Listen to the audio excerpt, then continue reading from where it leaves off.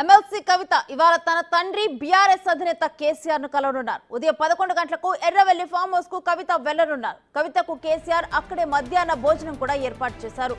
అయితే 2-3 రోజుల పాటు కవిత తన తండ్రితోనే ఉండనున్నారని తెలుస్తోంది.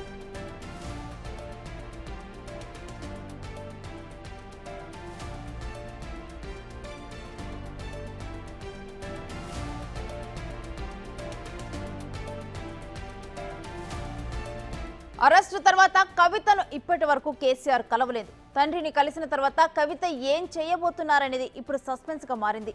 తండ్రి సలహాలు సూచనలతో అటాకింగ్ మోడ్ ఆన్ చేస్తారా లేక రెస్ట్ మోడ్ లోకి వెళ్లిపోతారా అనేది తెలియాల్సి ఉంది.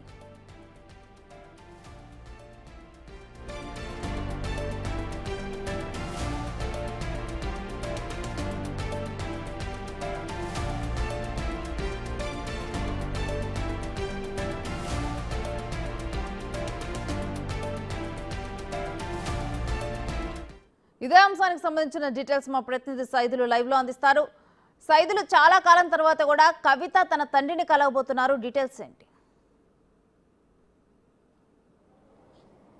రేణుశ్రీ 165 రోజుల తర్వాత ఢిల్లీ లిక్కర్ కేసులో మార్చి 15న అరెస్ట్ అయిన తర్వాత కవిత తొలిసారిగా కేసీఆర్ని కలవబోతున్నారు. ఈరోజు ఉదయం 11 గంటల సమయానికి ఆమె ఎర్రవల్లి ఫామ్ హౌస్కు చేరుకుంటారు. ప్రస్తుతం అయితే కవిత బంజారా హిల్స్లోని నందినగర్లో తన నివాసంలో ఉన్నది. సో ఇక ఆ 11 గంటల సమయంలో భర్త అనిల్తో పాటుగా కొంతమంది కుటుంబ సభ్యులు 11 గంటల సమయానికి ఎర్రవల్లి ఫామ్ హౌస్కి వెళ్ళబోతున్నట్టుగా కూడా మనకి సమాచారం ఉంటుంది. సో ఇక మధ్యాహ్నం సమయంలో కేసీఆర్ అక్కడ లంచ్ ఏర్పాటు చేసినట్టుగా కూడా తెలుస్తుంది. ఈ లంచ్ సమావేశంలో భాగంగా కొందరు మాత్రమే, అంటే ఇటు ఎమ్మెల్యేలు కూడా కొందరు హాజరవుతారని చెప్పేసి కూడా మనకైతే సమాచారం ఉంటుంది. ఏదేమైనా సరే ఢిల్లీ లిక్కర్ కేసులకు సంబంధించి కేసీఆర్ అంటే 164 రోజుల పాటు తిహార్ జైల్లో ఉన్న కవితను ఎన్నడూ కూడా ఇటు కేసీఆర్ పరామర్శించలేదు. సో ఆయన ఎప్పుడు కూడా ఇటు కేటీఆర్, హరీష్ రావు మాత్రమే ములాఖాత్ అయ్యేవారు. వాళ్ళు ములాఖాత్ అయిన సమయంలో వారి నుంచి సమాచారం మాత్రమే కేసీఆర్ తెలుసుకునేవారు. కానీ ఇక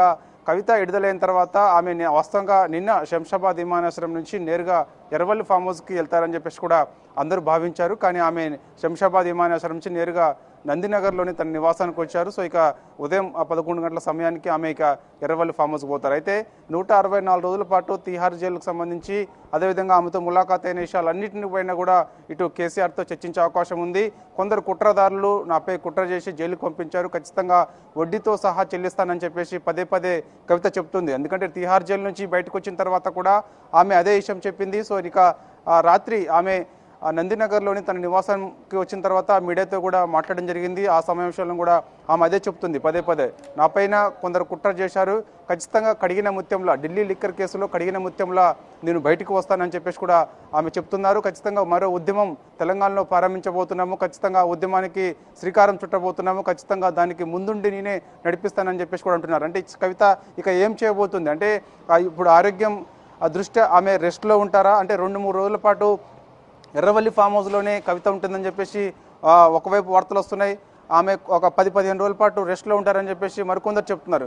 కానీ ఆమె మాత్రం ఖచ్చితంగా ఇక నేను ఇక్కడ తెలంగాణలో నేను మరొక ఉద్యమం ప్రారంభించాల్సిన అవసరం ఉంటుంది అని చెప్పేసి కూడా ఆమె నిన్న చెప్పారు. కాబట్టి సో ఇక కంటిన్యూగా ఆమె వరుస పార్టీ కార్యక్రమాలు, లేదంటే ఆమె ఇప్పుడు జాగృతి, ఇప్పటికే ఇంతకుముందు కమిటీలు రద్దు చేసింది కాబట్టి కొత్త కమిటీలు ఏర్పాటు చేసుకొని మళ్ళీ కంటిన్యూగా జాగృతి కార్యక్రమాలు కంటిన్యూ చేస్తుందా ఏందనేది కూడా మనకి తెలియాల్సింది. సో ప్రస్తుతం అయితే ఆమె 10 కిలోల బరువు కూడా తగ్గింది కాబట్టి సో ఆరోగ్య సమస్యలు కూడా చూసుకునే అవకాశం ఉంటుంది. కాబట్టి సో ఆమె ఒక 2-3 రోజుల పాటు ఎర్రవల్లి ఫామ్ హౌస్లో ఉండనుంటూ కూడా మనకి సమాచారం ఉంటుంది. సో ఇక ఈరోజు 11 గంటల సమయంలో కుటుంబ సభ్యులతో పాటుగా ఆమె ఎర్రవల్లి ఫామ్ హౌస్కి వెళ్తారు. ఎర్రవల్లి ఫామ్ హౌస్లో కేసీఆర్ తోటి లంచ్లో పాల్గొన్న తర్వాత జరిగిన విషయాలన్నీ కూడా చర్చించే అవకాశం అయితే కనిపిస్తుంది.